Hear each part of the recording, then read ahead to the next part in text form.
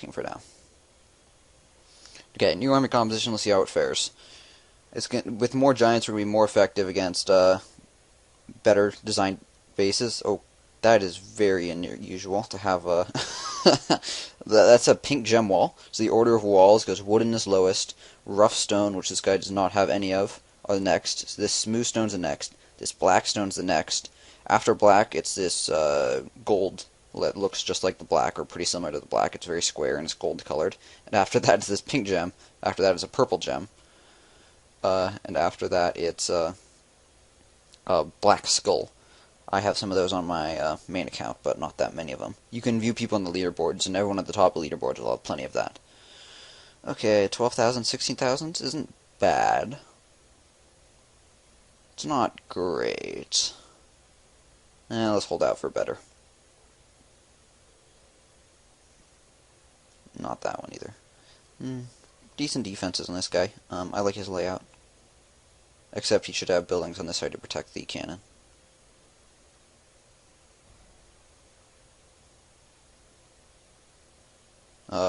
On the other side note, this is a terrible defense layout. You don't want your mortar unprotected. You don't want to split up your defenses. To each his own, I guess. And his base to failure. Okay, so this looks pretty good.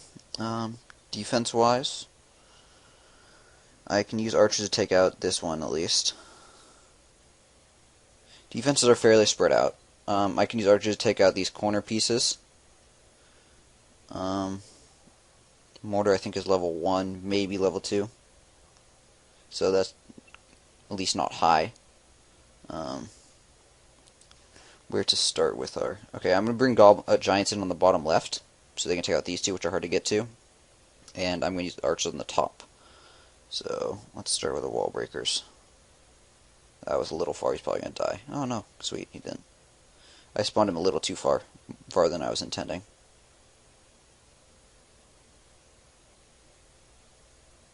So they're going to work. We're going to deploy about that many out here. It's about 15, 18 maybe. You can watch the replay count for an exact number. Deploy the rest out here to soften these turrets up. It's always good to deploy a few barbarians with your archers, because these archers will generally attack the closest unit, which means the archers will stay alive. So even if they're not doing damage to the defenses, they're still effective. Okay, so these guys are all dead up here. Fortunately, this guy's only firing on the single one, although I'm not sure if he can reach that group yet. Looks like at least 5 giants are still alive. I wasn't really paying attention to them before, but that's good to know that they're primarily still alive. Start deploying goblins. I'm going to deploy them spread out so they don't die from one lucky mortar hit. The mortar's going down pretty fast. Yep, he just fired at one of the... Good, they all survived. I want my golems to survive because they are very good at collecting these resources, although with a minute and a half, that's a full half of our 3 minutes. I'm not really worried about collecting all of them, especially because, I mean, pretty much everything's alive. We lost a couple archers over here. You can see the skulls. We lost 4 archers over here. I would guess those were archers right here, 2 maybe. They also, if they stack, you can't see the tombstones. We lost a decent number of archers out here, but that's because they were fighting both a decently leveled cannon and decently leveled archer tower. I'm happy with how that worked out. As you can see right here, the archers on this side, when they had killed these buildings, they decided to break in, and they chose to do that by attacking this one. Maybe the replay will show them attacking several, but it's pretty common for them to attack this single wall here. Despite the fact that this is a double, they can walk diagonal. Actually, there was a replay recently, I'm not sure if I recorded it or not, where someone attacked my base, and they threw down a lot of wall breakers. As in, they throw down one, it damages my wall. They throw down another, it kills the wall. But then they throw down, like, 3 or 4 more after that, as if they weren't sure that people could walk through diagonals. Well, you can see right here, people are walking through that just fine. So don't worry about them walking through things like that. Once the wall is dead, they can go through.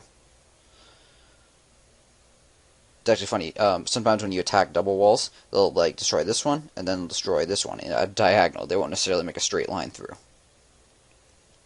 That'll be units making that hole. Okay, 100%. So we get 30 trophies, as was the reward, and we completely clean them out. So 25,000 gold, 19,000 elixir. As you can see from our elixir count, we are nearly maxed again. which is very good news. So I'll show you exactly how this trick we paid off. Well, not trick, this little sort of tip I gave you with the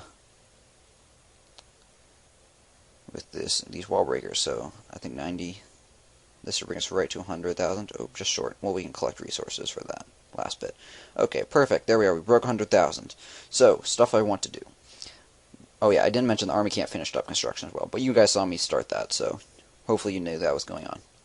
Okay, but we still have the other army camp to do. I want to upgrade this. It costs 100,000. Hey, look, we got 100,000. Convenient. I want to upgrade this. Oh, not upgrade the building. Upgrade the giants. So those cost 100,000 as well. So we could do that. And finally, at some point, not necessarily right now, I want to upgrade these barracks. I'll probably do that when we get off, though, because they are cheap to upgrade and fast to upgrade. So I'll just do them between videos at some point. Why do I want to upgrade these? Just so we can train our army faster. So as you can see, these are both, I think they're both level 2 right now. One might be 3. But level 2, every time you level it up, you upgrade one more, unlock one more unit to upgrade, to recruit in that barracks.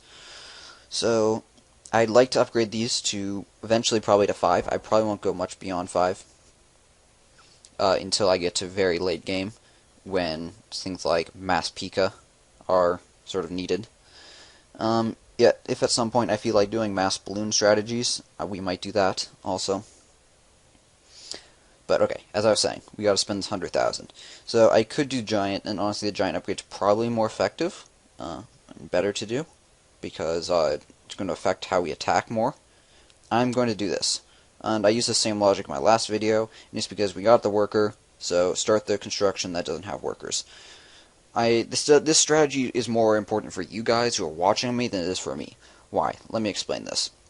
So I'm basically only playing this game, well, not very much. Because recording videos is sort of a big deal, I go and play a couple sessions and record 1 to 3 videos at a time, and then don't play until my construction's finished up, maybe, or even longer, possibly 24 hours or a day and a half later. So you guys, though, you can pop on for 15 minutes and attack someone, pop off. Pop on for 15 minutes, attack someone, get enough resources to start an upgrade, start it, pop off. Come on, come back later, do a couple more attacks, and then this is when this is important. You do a couple attacks, you get some resources, then you're like, oh, I don't have any workers left. That's not good. I can't spend my resources, and that just means they can get stolen back from me. Well, the reason you should upgrade things like this before things like unit upgrades is because then you can come in here, you can go and you can start this right here. If you've got the resources for it, you can start that without a worker. So pretty much always start their worker constructions first. Unless you, I mean, if you can think of a good reason you don't want to.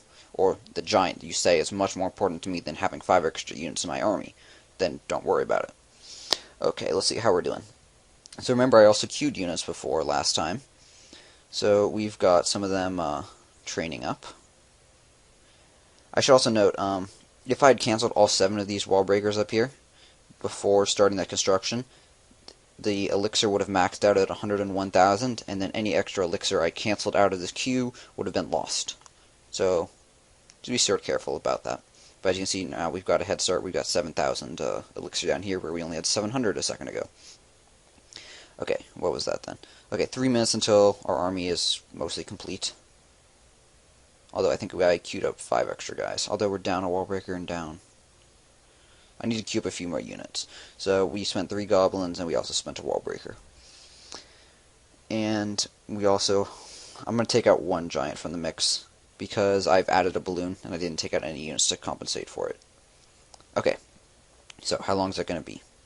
Okay, it's going to be 4.5 minutes, so I'll just make that a new video, because we're already at 18 minutes long. Okay guys, thank you very much for watching, and I'll see you soon for part 8.